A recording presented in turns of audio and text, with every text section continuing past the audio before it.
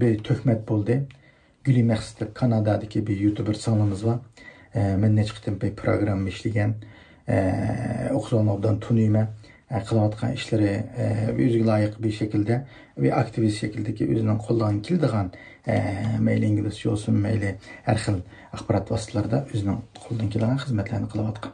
Endi ekan hozir vatanga berish nihoyatda bir zil tema bo'lg'achqa o sonimizning bir necha narsalarini ba'zi bir insonlar chiqarib uni vatan ketdi, oq bo'ldi, ko'k bo'ldi debdi.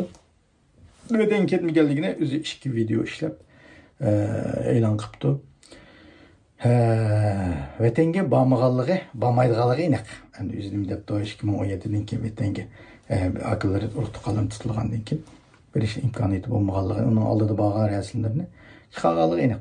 Endi u bormagan insonlarga bir töhmet qilish, bir ayol kishini her xil şekilde betnamlar bilan veya laqam qo'yish va yoki uni har xil şekilde qarlashni o'zi bu normal aqli va insonlarga to'g'ri keladigan ish emas. Endi har xil insonlar bo'ladi emasmi? Masalan, ben Norveç chata qiladi, psixologiyasi chata qiladi, anandan keyin har xil şekildeki özünün bir problemi bo'ladi, meselesi bo'ladi da.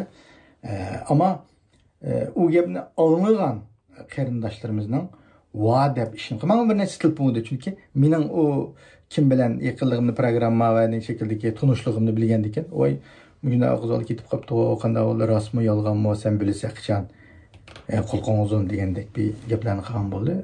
Yo, bor og'zol nimada, bormidi og'zol deb guvohlik bergan bo'ldim. Men bu yerda har birlariga men töhmet qilganligiga va töhmet qildiganligiga gap qilmaymiz mishqa deganda.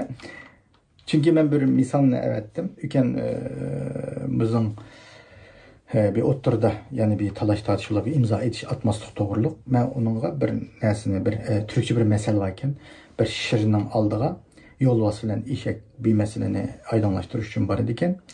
Shir podsho yo'lbosga gap 5 yil gap qilmaslik, eshakka sening to'g'ri degan javobni berdi ekan. Oxiridagi nuqta mening diqqatimni chekkan narsa. Bu masaladagi oxirgi nuqta nima deydi?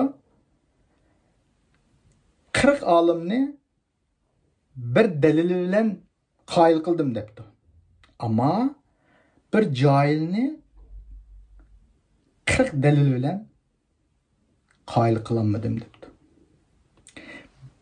40 olimni bir dalil ketibdi, bir johil 40 dalil yetmabdi.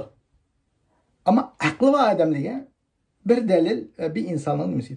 Töhmet qilganlar emas. Töhmetni anglaganlar buning ishini qilish masalasi. Ishni bu ne deb to'g'ri deb keyin bundaq ishni nepar to'lab qilishi, buni oydinlashtirish pek muhim deb o'ylayman. Shunga ba'zi qarindoshlarimiz xato tushunib qolishqa bir ovozliq nimani qilib men xatoni qilib qopdim dedi. Ba'zi menga ayrim telefon uchun qilgan qarindoshlar men tushundirib qo'yganligini ha tushundim dedi.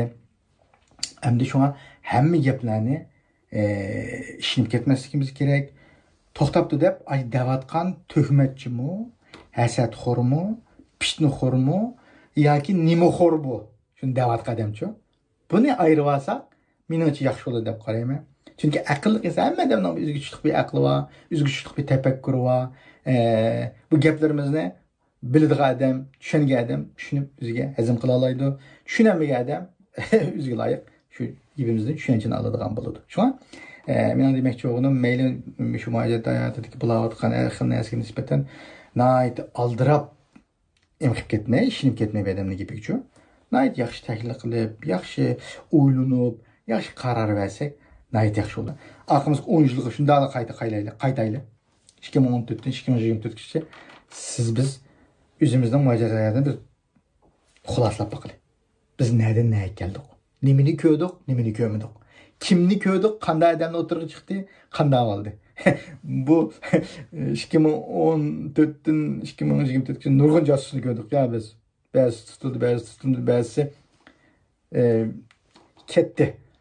Tez poyezddan bildirilib. Demak, nima deganda, nini odamni biz ko'rdik, ko'ryapmiz. Shunga bir masalaga muomala qilgan vaqtida nihoyatda o'ylanib, nihoyatda ig'ir bir siq bilan Xitoyning tartiblashiga yoki Xitoyning foydasiga moslashayotgan bir narsa bor. Shunga biz Xitoyning ishiga moslashyapmiz yoki bir şekilde o'zimizning g'oyamiz, nishonimiz bo'yicha harakat qilyapmiz. Bilib bilmay biz Xitoyning damiga tushib ketib boramiz. Bu masalaga biroz diqqat qilsak, biroz buni aydınlaştırishga tirishsak, nayt yaxshi deb o'ylayman qarindoshlar. Men gapimni bu yerda oxirlashtirman. Mush gapimning qarindoshlarimga axir tavsiyam to'g'ri qabul qiling, xatolar qilib qolsin. Men o'zimning ko'z qarashini har birlariga o'rtoqlashdim. Har birlarini Janob Allohga topshirib, assalomu alaykum va rahmatullohi va barakatuh.